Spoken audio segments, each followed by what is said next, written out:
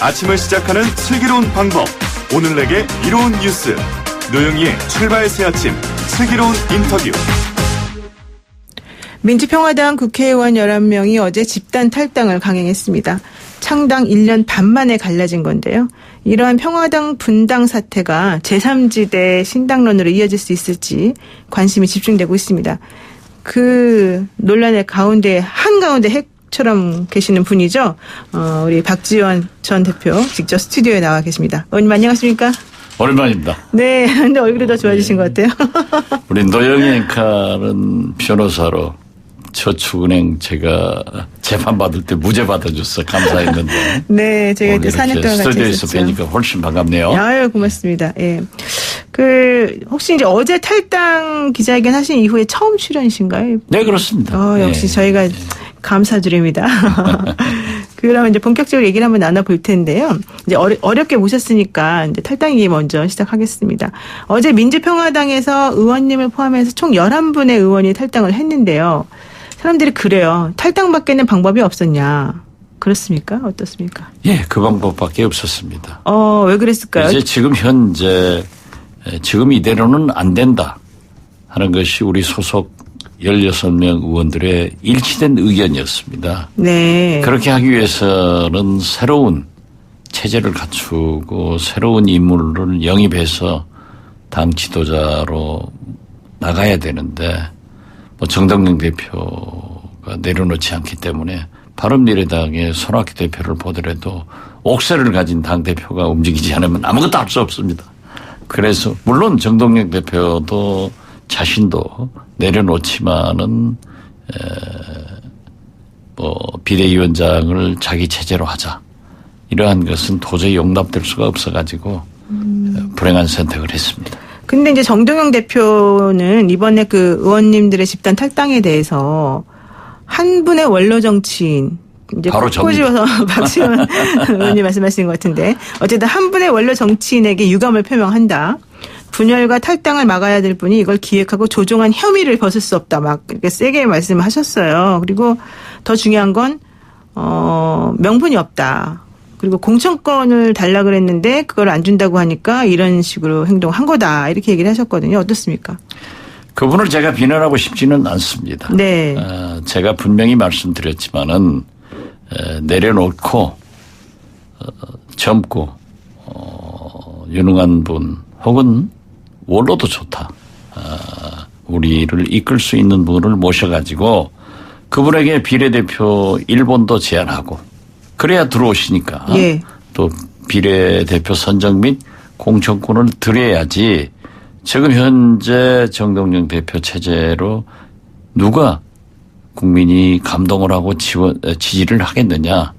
올해는 지금 현재 창당 1년 6개월이 됐지만 특히 정동영 대표가 당대표가 되면서 저는 사실 맨 처음부터 김경진, 최경환, 이용주 네. 이러한 분들을 경쟁시켜가지고 나가자.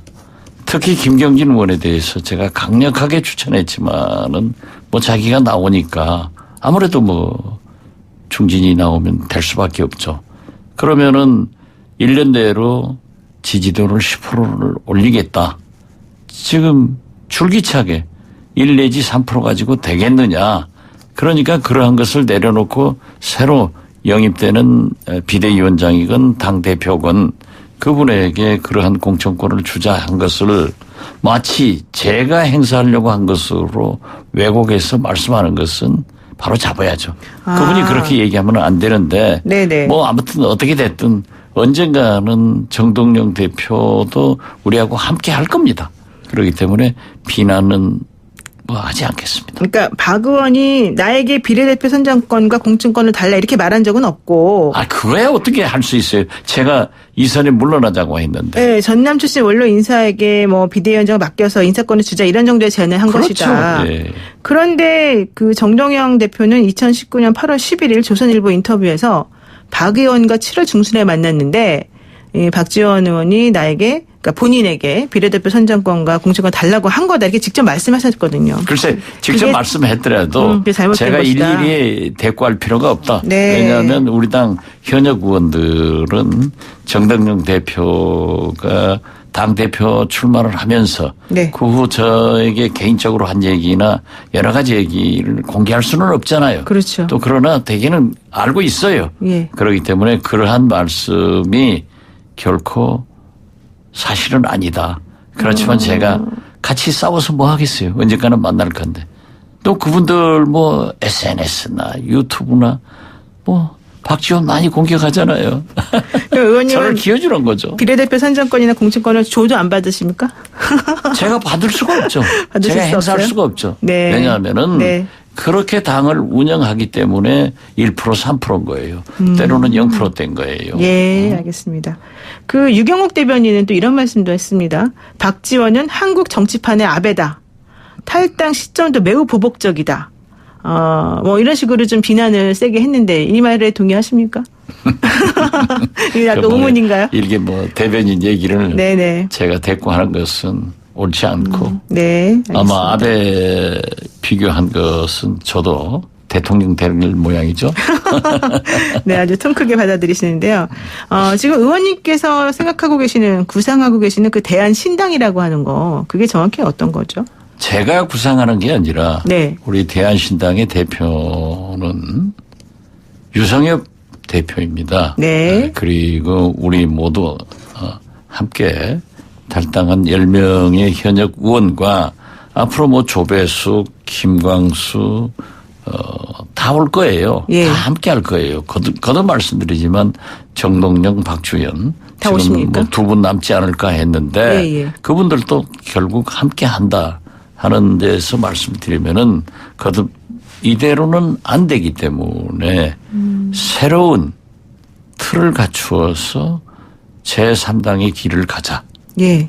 그리고 새로운 신당은 지금 현재 뭐 일부에서는 바른미래당하고 할 거냐 뭐 호남 출신 의원들이 오느냐 이러한 것은 아무런 계획된 게 없습니다. 그리고 얘기된 바도 없고 예. 우리가 간결하고 개혁적으로 민생 속으로 들어가서 가다 보면은 여러 가지 지금 정치권이 요동치고 있잖아요. 그렇죠. 예. 그러면은 더 커지는 정당이 될 것이다. 이런 희망을 가지고 노력을 할 뿐이지 지금 현재 무슨 박지원이 무슨 구상을 가지고 있다. 이런 것은 뭐 정동영 대표가 하는 얘기겠죠. 좀 억울해 하시는 것 같아요. 억울하지는 않아요. 뭐 그런 거지 정치라고 예. 해. 그 유성엽 의원이 그때 지난주에 말씀하셨는데 우리 제3지대 신당 뭐 이런 거 얘기하시면서 대한정치연대 말씀하시면서 대표를 외부에서 현역 의원이 아닌 외부에서 깜짝 놀랄 만한 인사로 지금 생각하고 있다. 이런 말씀 한번 하셨거든요. 저도 똑같은 얘기 아니에요. 혹시 구상하고 계신 당대표나 분이. 예. 비대위원장 누구건 예. 대표는 외부에서 하겠다. 우리 내부에서는 하면은 네. 국민이 감동하지 않지 않느냐. 그러니까 새 틀을 짜서 가보자는 거죠. 그럼 외부에서 그래서 유성엽 대표하고 예. 저하고 드린 말씀이 똑같아요. 그 외부에서 영입할 만한 놀랄 만한 분이 있으세요? 누구? 글쎄 그러한 분을 접촉하는데 네. 그분들도 전부 현재 정동영 대표가 당권을 가지고 있는 한 옥세를 가지고 있는 한 어렵지 않느냐. 그 신뢰는 지금 바른미래당의 손학규 대표를 보더라도 예. 그 많은 비난을 받으면서도 감수하고 있다고 하면은 누구도 정당에서는 할 수가 없어요. 자기들이 흔히 말하는 전당대회에서 합법적으로 했기 때문에. 예. 그러나 과거에도 정당 대표들이 결과가 나쁘거나 지지도가 약하면은 교체되는 경우가 많은데 또 고집하고 있으면 어쩔 수 없는 거예요. 네, 그렇군요. 외부 영입 인사를 지금 접촉 중이긴 한데 뭐라고 말씀은 지금 하셨다는 게 지금 아닌가? 현재는 그러한 얘기는 드릴 수 없고 예. 또 그렇게 선뜻 오시는 분도 사실 망설입니다. 그렇기 때문에 저희들은 대한신당을 창당해서 예. 유성엽 현 대표를 임시대표로 선출을 하더라도 예. 그러한 외부 인사를 모셔서 당대표를 하게 한다 예. 하는 것은 변함이 없고 이러한 것을 우리 10명의 11명의 의원들이 이미 선언을 했습니다. 그렇군요. 지금 이제 좀 전에 잠깐 말씀하긴 하셨는데 뭐 바른미래당의 그 호남계 의원들도 사실은 그 같이 이 제3지대론에서 만나실 수 있는 분들이 아닌가라는 얘기들이 이제 있긴 있습니다만은 여기에 대해서는 손학규 대표 등이 대한정치연대를 흡수 대상으로 여긴다 이런 얘기가 있어서 이게 정확하게 사실 어떻게 되는지 모르겠습니다. 그런 것은 아직 아무런 것도 없어요. 아, 정해진 것도 물론 없고. 예. 손학규 대표의 희망사항이겠지만 우리도 그렇게 해서는 국민이 감동하겠어요. 예. 결국 이합 집산이고 내년 선거를 위해서 살아남기 위한 전략이다. 이렇게 평가를 하기 때문에 저는 바른미래당에 대해서도 비판적 시각을 갖지 않습니다. 예. 정치라고 하는 것은 우리가 바르게 가면은 생물이기 때문에 더 커지는 정당으로 갈 수 있다. 그리고 현재 호남 출신 바른미래당의 지역구 의원들과도 어떠한 얘기도 친척된 게 없습니다. 지금 가장 몸값이 비싼 사람 중에 한 분이 안철수 전 대표 같은데 안철수 전 대표. 안철수 대표 그렇게 몸값 비싸지 않은데요? 그렇군요. 누가 비싸다고 그래요? 아니 지금 한국당에서 러브콜을 계속 보내고 있어서 지금 어떤지 잘 몰라가지고 여쭤보는 거죠. 한국당에서 지금 유승민 전 대표랑 안철수 전 대표를 향해서 계속 러브콜을 보내는데 민주평화당은 지금 갈라져 있는 상황이라 이게 21대 총선에서 어떤 구도로 가게 될지 좀 보는 와중에 안철수 전 대표가 지금 나서지는 않을 거다. 먼저 이렇게 또 보는 입장들도 있고 또 하나는 만약에 그들하고 같이 합치지 않으면은 제3지대론이라고 하는 이 대한정치연대가 또 결국은 도로호남당 되는 거 아니냐 이런 지적들도 있거든요. 도로호남당이 뭐가 나쁩니까? 아, 그 지역 그렇게 하는 게 아니 괜찮다. 예. 그렇게 된다는 게 아니에요. 예. 그렇지만은 안철수 대표는 본래 보수인데 네. 대통령이 되기 위해서 진보로 의장 취업했다가 예. 실패하니까 다시 보수로 회귀하고 있는 건 사실이고 예. 그분이 언제 귀국해서 정치 저는 복귀하리라고 봅니다. 예. 그러나 지금 한국당에서 유승민, 안철수 이 두 분에게 러브콜을 보내는 것은 보수 대통합을 위해서 반드시 필요할 거다. 그리고 저도 그분들은 그쪽으로 갈 것이다. 이렇게 예측을 하지만은 한국당도 또 친박근혜 신당이 생기기 때문에 보수 역시 분열의 길로 간다. 저는 그렇게 보고 박근혜 신당의 위력이 굉장히 발휘될 것이다. 저는 그렇게 보고 최소한 원내교섭단체 이상의 의석을 확보할 것이다. 이렇게 예상을 합니다.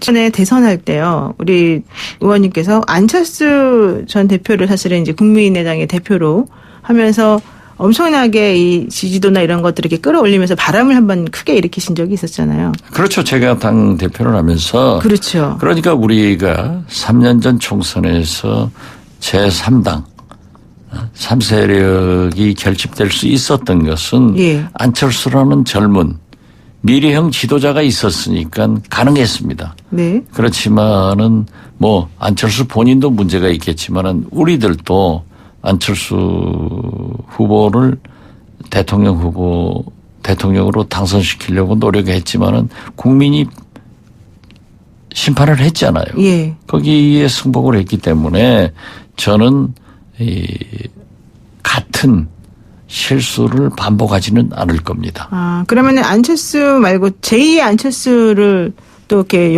같이 모아서 하겠다 이런 생각 같은 건 없으신가요? 제2의 안철수는 우리는 찾고 있죠. 찾고 있다. 네. 예. 어떻게 잘 찾아질지 좀. 그러나 한번 예. 심판을 받고 그러한 정체성에 오락가락했다고 하면은 저는 굉장히 어려울 것으로 봅니다. 그렇군요. 지금 이제 1부 마무리할 시간이 다 됐는데요. 일단 그 노영희의 출발 새 아침 이제 무소속 의원이신 박지원 의원과 함께 얘기 나누고 있고요. 제3지대 창당에 대해서 좀 궁금한 점 있으신 분들은 문자 샵 0945 우물정 0945 단문 50원 유료 100원으로 연락 주시기 바랍니다. 저희는 잠시 후 3부에서 돌아오겠습니다.